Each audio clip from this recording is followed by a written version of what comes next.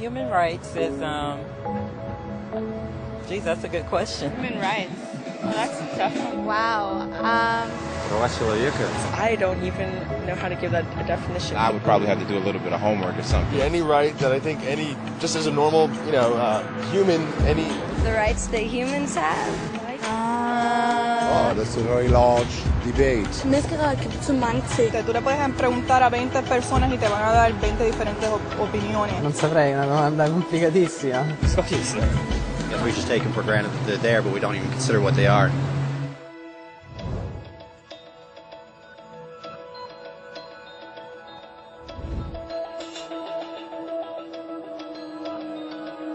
Los derechos humanos son los derechos que tienes simplemente por ser humano.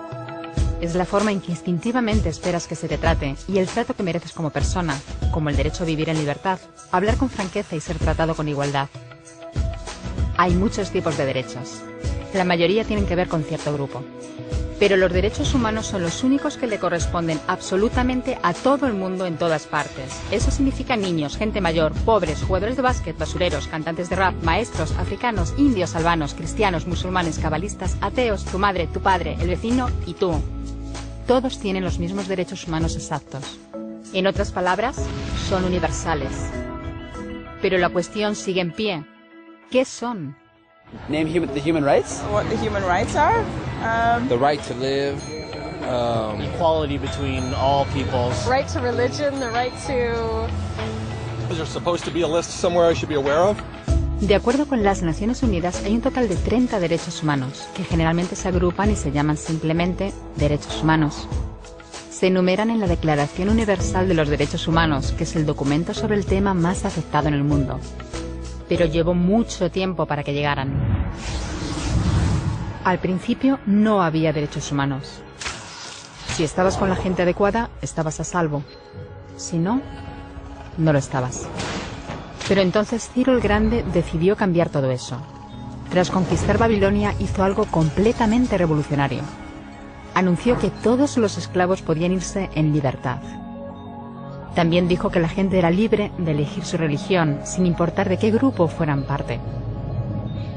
Documentaron sus palabras en una tablilla de arcilla, conocida como el cilindro de Ciro, y así sin más nacieron los derechos humanos. La idea se extendió rápidamente, hasta Grecia, la India y al final hasta Roma. Se dieron cuenta de que la gente seguía de forma natural ciertas leyes, incluso aunque no se les dijera que las siguieran. Llamaron a esto derecho natural, pero siguió siendo pisoteado por quienes se encontraban en el poder. No fue hasta 1000 años más tarde en Inglaterra donde finalmente hicieron que el rey estuviera de acuerdo en que nadie podía invalidar los derechos de la gente, ni siquiera un rey.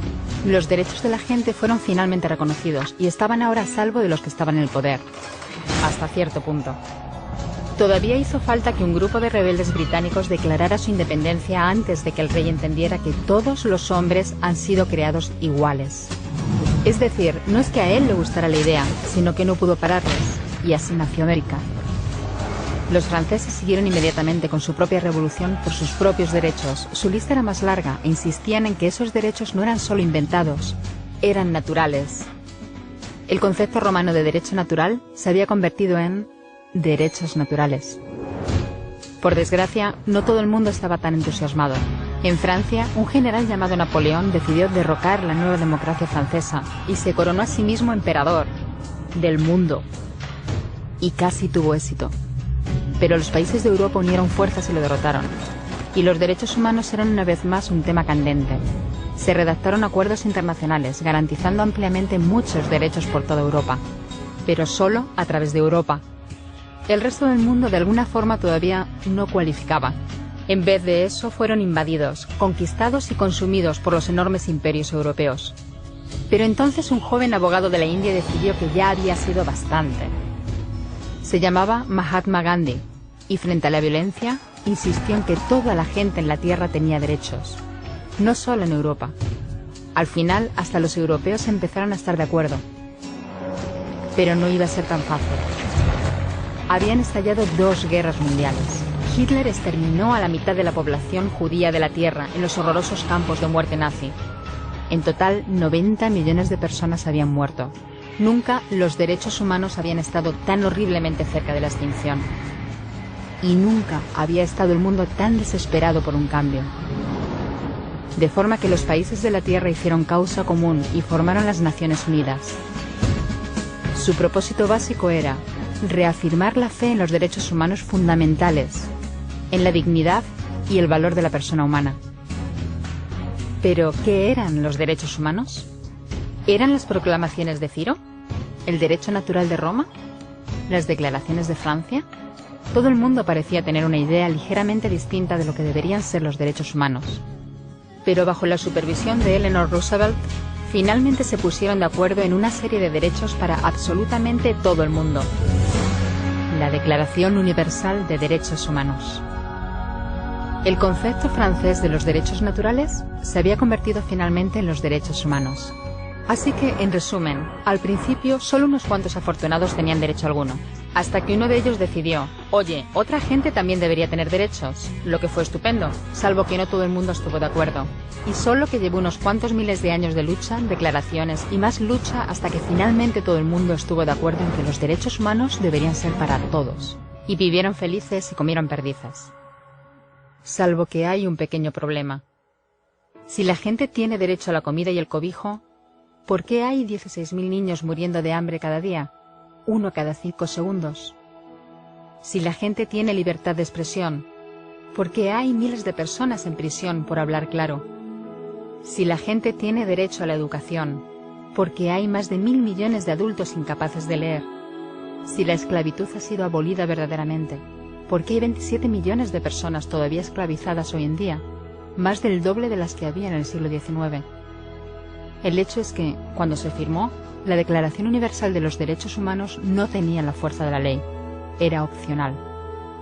Y a pesar de muchos más documentos, convenciones, tratados y leyes, todavía es poco más que palabras en una página.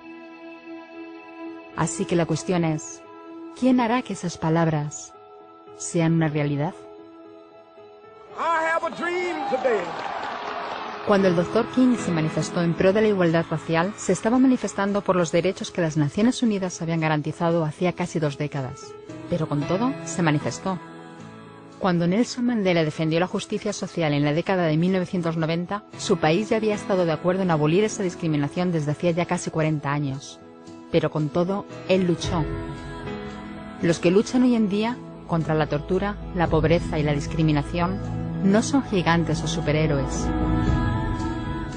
Son gente, niños, madres, padres, maestros, individuos librepensadores que se niegan a quedarse callados, quienes se dan cuenta de que los derechos humanos no son una lección de historia, no son palabras en una página, no son discursos, ni anuncios, ni campañas de relaciones públicas. Son las elecciones que hacemos cada día como seres humanos. Son la responsabilidad que todos compartimos, de respetarnos mutuamente, ayudarnos y proteger a los necesitados. Como Eleanor Roosevelt dijo, ¿dónde empiezan después de todo los derechos humanos universales? En pequeños lugares cerca de casa, tan cerca y tan pequeños que no pueden verse en los mapas del mundo. Aún así, son el mundo de la persona individual, el barrio donde vive, la escuela o la universidad a la que asiste, la fábrica, la granja o la oficina donde trabaja. Esos son los lugares donde cada hombre, mujer y niño buscan justicia igualitaria, igualdad de oportunidades, dignidad igualitaria sin discriminación. A menos que esos derechos tengan un significado ahí, tienen muy poco significado en cualquier otra parte.